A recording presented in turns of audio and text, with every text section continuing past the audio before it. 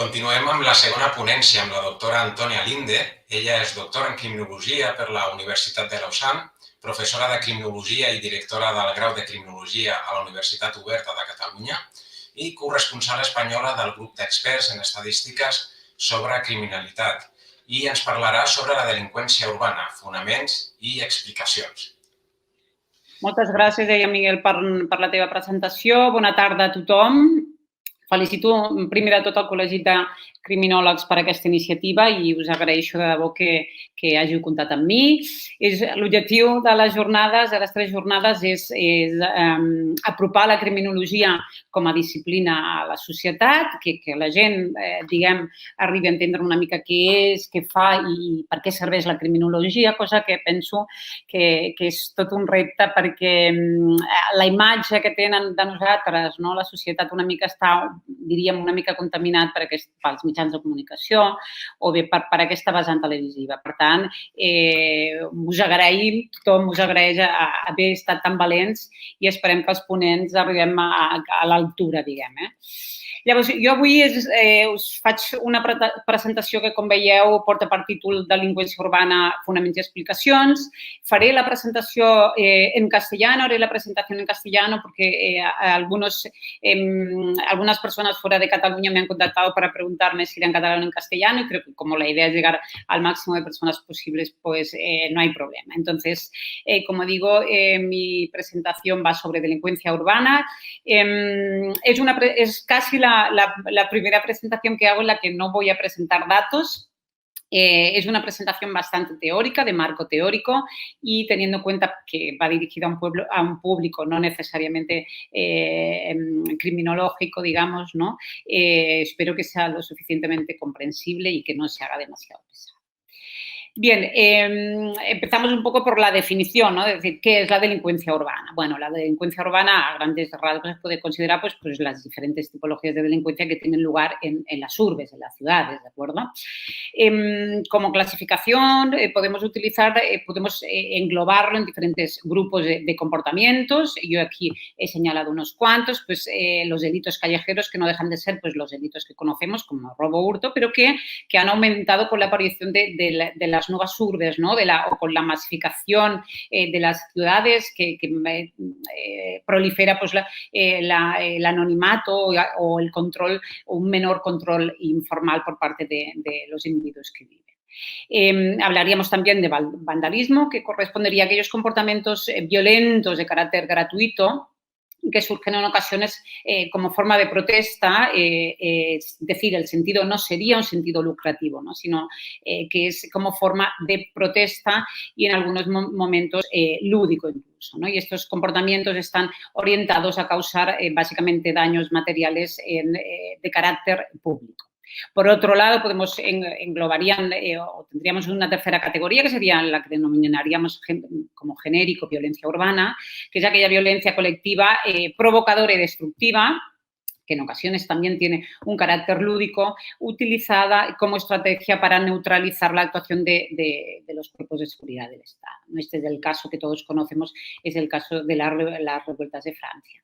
Y por último, entrarían las bandas callejeras que, de acuerdo a la definición de Eurogang, pues, son un grupo juvenil duradero y jerarquizado, orientado hacia la calle y otros servicios públicos en el sentido de que pasan poco tiempo o en las escuelas o en casa o en el trabajo, y con una identidad grupal definida principalmente por la participación de los miembros en la actividad delictiva, que básicamente están dirigidos al mantenimiento de la banda y también al lucro de sus componentes. Entonces, aquí lo importante sería un poco la motivación, es decir, en algunos casos en los delitos callejeros y en las bandas callejeras, digamos que el ánimo sería el lucro, la ganancia económica, por decirlo de alguna manera, mientras que el vandalismo y la violencia urbana, la motivación sería, pues, en algunos casos lúdica y en otros casos se referiría a una motivación de protesta, digamos.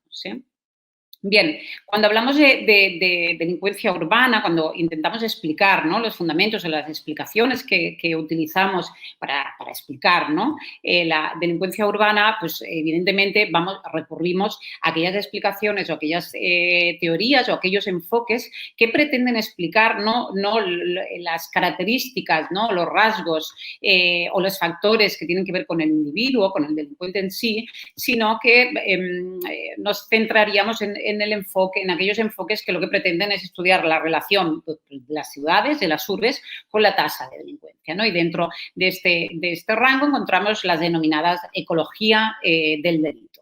La ecología del delito está muy bien contextualizada en su aparición, aparece a principios del siglo XX, en el momento en que hay un crecimiento rápido y exponencial de los núcleos urbanos por diferentes razones socioeconómicas, y esto genera unos problemas de gestión de la ciudad, ¿no? Se generan problemas de superpoblación, de desorganización social, afectación a desempleo. Hay también una disminución de las relaciones sociales entre los habitantes, hay una menor cohesión social y un incremento del anonimato, ¿no?, lo que generará en el individuo, en el ciudadano, una sensación de inseguridad. Por otro lado, la ciudad proporciona unos escenarios proclives a la comisión de delitos, ¿no? Y es en este momento en el que aparece, en este momento de crecimiento rápido y desorbitado de las ciudades, en este momento en el que aparece el concepto, la noción, ¿no? Empezamos a trabajar con la noción de sensación de inseguridad y de miedo al delito por parte de los ciudadanos. Bien, la ecología del delito, como decía, se centra un poco en estudiar la relación, ¿no?, entre las características de las ciudades o de determinadas zonas de las ciudades y las tasas de delincuencia, los niveles de delincuencia. Surge este enfoque en la Escuela de Chicago por un grupo de sociólogos que justamente tienen interés en estudiar las ciudades, en este caso concreto, la ciudad de Chicago, que fue una de las ciudades que creció de una manera más importante en Estados Unidos, y observan la ciudad y las tasas de delincuencia y digamos que extraen unas conclusiones, ¿no? Ellos sostienen la idea, o sus resultados muestran cómo algunas formas de organización humana producen más delincuencia que otras. Mencionan también que el consenso, o hayan, digamos, ¿no?, que el consenso normativo y el control de grupos del grupo viene condicionado en parte por el crecimiento o por el tamaño y la densidad de las ciudades y por el nivel de heterogeneidad de estas zonas urbanas. Y también ellos sostienen la idea de que la desorganización social en las áreas urbanas conlleva un debilitamiento del control social informal y, por ende, el desarrollo de subculturas delictivas. Bien, este enfoque conlleva, ¿no?, o digamos que empuja a lo que se denomina criminología ambiental, que no es más que una serie de enfoques y una serie de teorías que centran su nivel de análisis en la dimensión ambiental de la delincuencia. Podemos decir que supone un cambio de paradigma. Hasta entonces, la criminología había intentado explicar la delincuencia, las causas de la delincuencia con un enfoque individual, es decir, haciendo hincapié, ¿no?, observando al infractor, al delincuente, qué factores, desde características individuales de comportamiento hasta de su entorno sociofamiliar, económico, ¿no? Pues en la criminología ambiental cambia este enfoque, ¿de acuerdo?, y se centra en la dimensión ambiental, ¿no? Los eventos delictivos, deben entenderse como la confluencia de los infractores, de las víctimas y los objetivos del delito, además de las normas legales. Pero ellos consideran que todo ello confluye en unos escenarios específicos ocurriendo en un momento y en un lugar concreto, ¿no? Y es aquí donde hay que focalizar. Muestran interés por la distribución espacial y temporal de los delitos, es decir, dónde y cuándo y bajo qué circunstancias ambientales ocurren los delitos, y muestran interés por estudiar, pues eso, la relación entre las características de la vida urbana y la delincuencia. Ellos añaden a la criminología un componente geográfico a la delincuencia, ¿no?, cree que la mayor parte de los delitos observan en sus investigaciones que la mayor parte de los delitos se dan en lugares concretos y son llevados a cabo por personas que viven en determinadas áreas y que se desplazan a determinadas áreas. Bien, la criminología ambiental bebe, digamos, por decirlo así, o está absolutamente ligada al modelo de prevención situacional del delito. Este modelo fue desarrollado por Clark en los años 80 y ha sido un modelo que se ha venido expandiendo, digámoslo así, durante las décadas posteriores, de manera que es un modelo que prima actualmente entre los modelos de prevención del delito. Este modelo que planteaba Clark, que es un modelo encaminado a disminuir las oportunidades de cometer los delitos y a reducir también la percepción de la inseguridad de la población en determinados espacios urbanos. Para ello, pues, utiliza estrategias básicamente orientadas a modificar determinados factores y condiciones que se dan en el espacio físico. Tiene cabida aquí la famosa teoría de las ventanas rotas, que sostiene que los barrios más deteriorados presentan un mayor índice de delitos. Bien, las teorías ambientales y la prevención situacional, dentro, como decía, las teorías ambientales, la criminología ambiental bebe de este modelo de prevención situacional. Voy a mencionar las teorías que tienen cabida dentro de este modelo. Una de las teorías más importantes dentro que utiliza, digamos así, ¿no? O que el enfoque de la prevención situacional es la teoría de las actividades rutinarias. Según esa teoría, el delito se produce cuando convergen en el tiempo y en el espacio tres elementos fundamentales, que es la presencia de un delincuente motivado, un objetivo alcanzable o atractivo y la ausencia de control, ¿no? De un guardián que sea capaz de prevenir la comisión de delitos. Vale, lo que sostiene es que las actividades cotidianas actuales han conllevado ha habido un cambio en estas actividades en la sociedad, digamos, y esto ha supuesto que haya habido un cambio en las actividades cotidianas, que esas llevarán a un aumento de la posibilidad de la confluencia de los tres elementos, ¿no? Básicamente, él sostiene el cómo se ha modificado el tiempo que uno pasa fuera de casa. Las mujeres en aquel momento nos incorporamos al mundo laboral, también estudiamos en mayor medida y, por tanto, los hogares permanecen más tiempo fuera. Y a la vez, teniendo en cuenta el riesgo de ser victimizado, hay un menor control social informal y además participamos mucho más del espacio público. Por lo tanto, también podríamos decir que habría un aumento en el riesgo de ser victimizados. La siguiente teoría sería la teoría de la elección racional. Esta teoría sostiene que los infractores, que cometer un delito es una elección racional que toma el delincuente, que los infractores hacen un balance previo a la comisión de un delito, a la decisión de cometer un delito, ¿no? Sobre el coste y beneficio que supondría la comisión de un delito. El delito tendrá lugar, evidentemente, pues cuando el infractor valore y vea que los costos son inferiores a los beneficios y que además el infractor motivado tenga una oportunidad no factible, digamos, no problemática de cometer el delito, ¿no?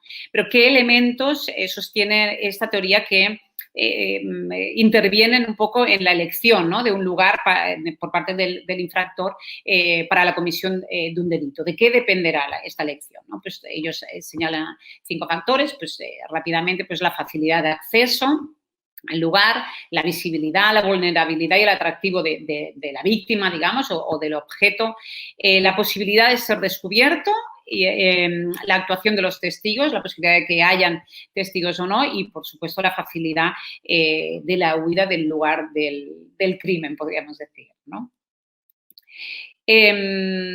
Las técnicas de prevención situacional del delito, que digamos que podrían ayudar a disminuir las oportunidades o bloquear las oportunidades del infractor y los beneficios que puede obtener, se señalan varias técnicas, ¿no? Ahora os mostraré un cuadro en el que presenta las 25 técnicas, digamos, que se han mencionado, ¿no? Pero en general, digamos que el rasgo sería este, ¿no? Aumentar el esfuerzo del infractor, disuadiendo la comisión del acto delictivo, aumentar el riesgo del infractor de ser interceptado, disminuir los beneficios haciendo que el objeto sea menos rentable, el objeto robado, reducir provocaciones, reduciendo las disposiciones emocionales que pueda tener el infractor y que le lleven a la comisión de ese delito, y eliminar las excusas, pues aumentando el sentimiento de culpabilidad en el agresor.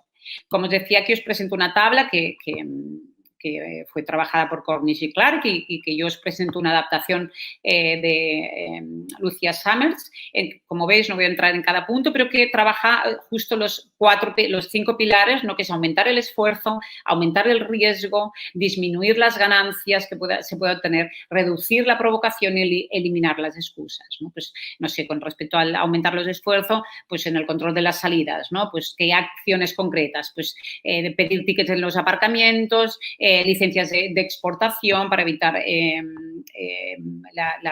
tráfico de objetos robados, pues la reducción del anonimato, ¿no? Pues en este pilar sería, por ejemplo, las tarjetas de identidad de los taxistas o el hecho de vestir uniformes. Y como veis, son 25 las estrategias que presenta este cuadro. Otra de las teorías que bebe, como digo, ¿no? Que está influenciada por este modelo de prevención situacional es la teoría del patrón delictivo. Según esta teoría, los delitos se encuentran distribuidos en el espacio de acuerdo a los objetivos y a los patrones de movimiento de los cotidianos de los delincuentes, es decir, parten de la idea de que un delincuente pues, es una persona normal y que tiene unos hábitos, unas costumbres y unas rutinas, ¿de acuerdo? Entonces, los infractores cometen, sus investigaciones ponen de manifiesto que los infractores cometen sus delitos cerca de las áreas donde pasan la mayor parte del tiempo, pues en el hogar, en el trabajo, en la escuela, en las tiendas o en sus espacios de ocio, y alrededor de las rutas que los conectan, ¿no? Que conectan estos lugares. Factores que actúan para la comisión del delito.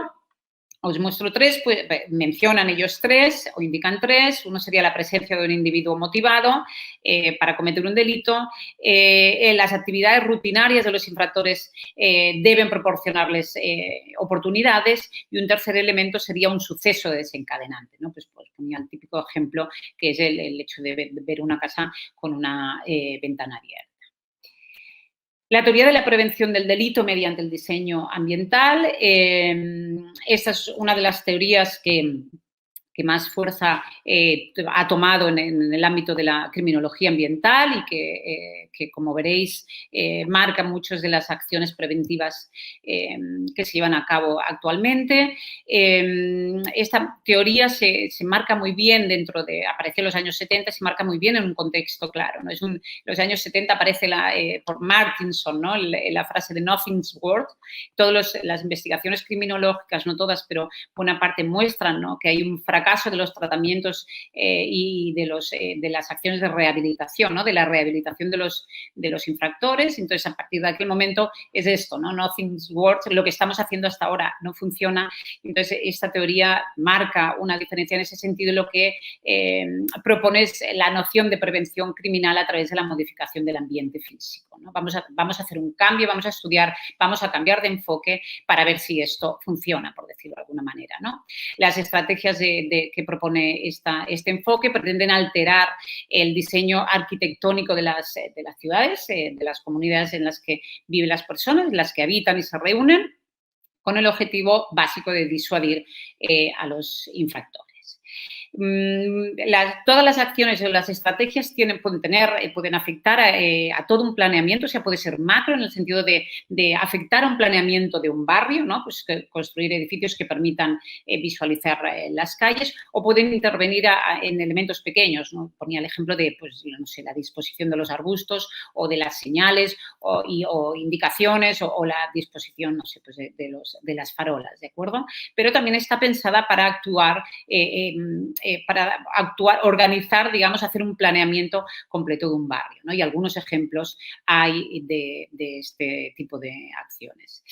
Bien, este enfoque, este modelo de preventivo, digamos que ha demostrado ser eficaz para reducir algunos tipos de delincuencia, eso muestran algunos estudios, y también, evidentemente, se versan algunas críticas sobre este modelo, básicamente que están pues, basados en la disuasión, es decir, el objetivo no es impedir que el infractor cometa el delito, sino que es disuadirlo de cometerlo, ¿de acuerdo?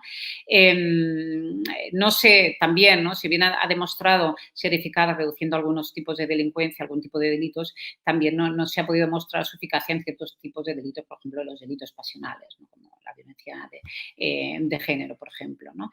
Y también se le critica fuertemente la idea de que aportan una visión o tienen una visión unidimensional del delito, ¿no? Entendido que parten de la idea de que no existen otras causas, ¿no? Del delito, más que aquellas que tengan que ver con el entorno y, por tanto, ahí corren el riesgo de desatender otras formas de prevención, ¿no? Pues de actuar sobre problemas o factores económicos o sociales que pueden estar involucrados en la comisión en la delincuencia, digamos.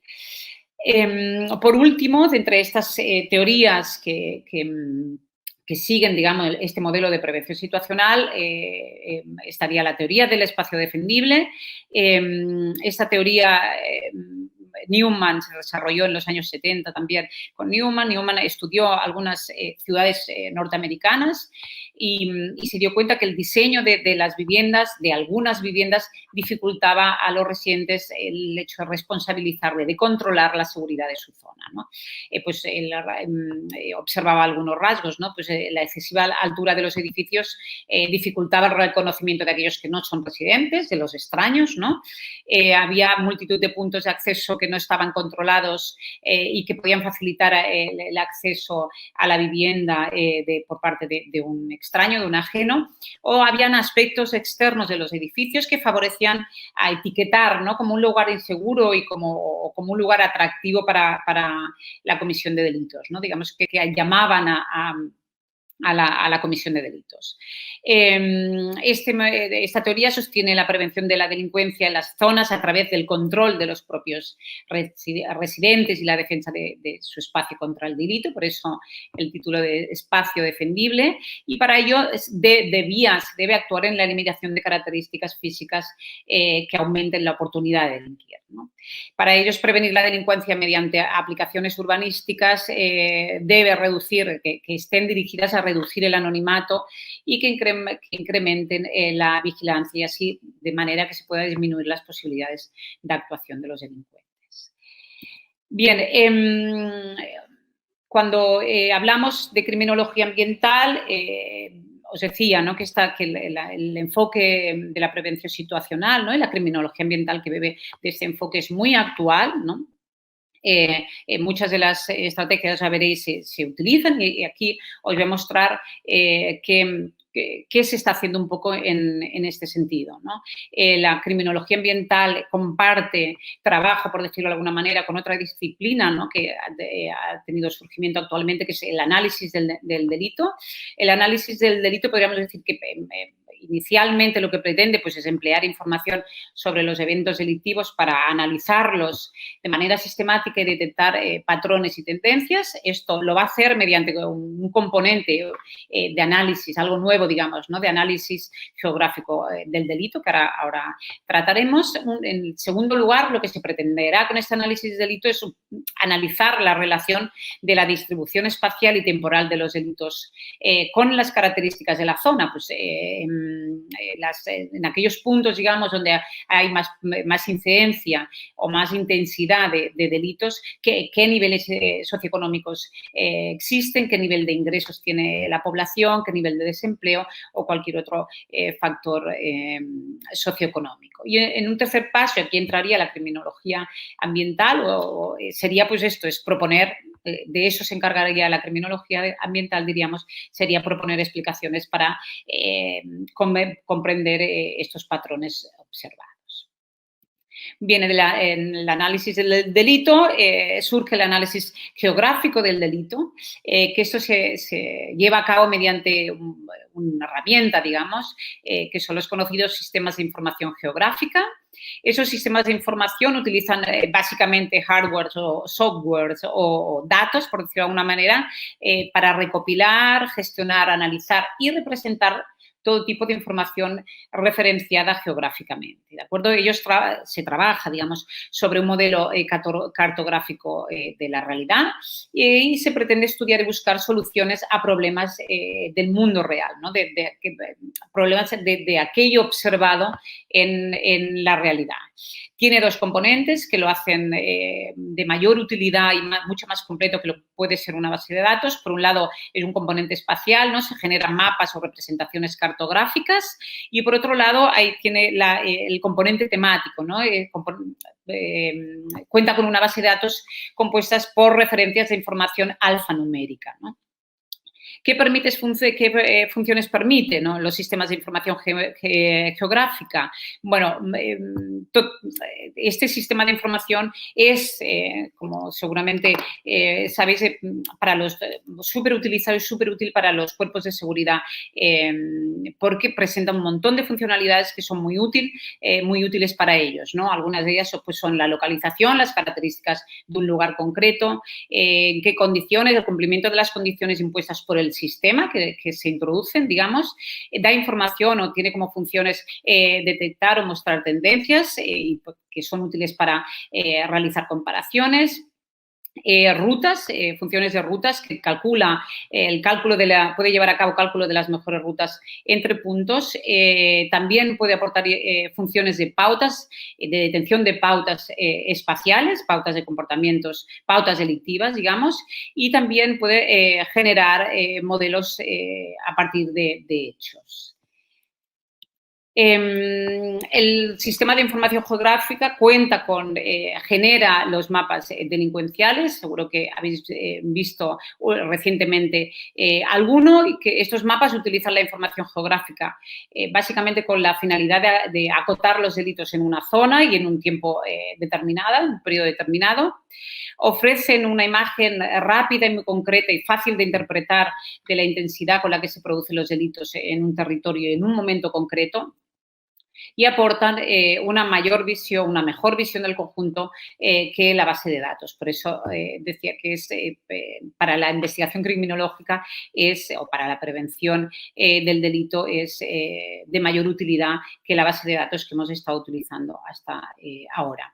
La idea es detectar, como decía, la distribución espacial y temporal de distintas tipologías delictivas para identificar los denominados hotspots. Los hotspots, seguro que habéis oído también hablar, no es más que os presento aquí un gráfico de cómo queda graficado, cómo es el mapa, ¿no? Veis estos puntos calientes en traducción y no es más que son las áreas que superan el número medio de eventos delictivos y en el caso de la victimización, pues en aquellas áreas en las que se detecta que el riesgo de ser victimizado o victimizada por un delito es superior a la media.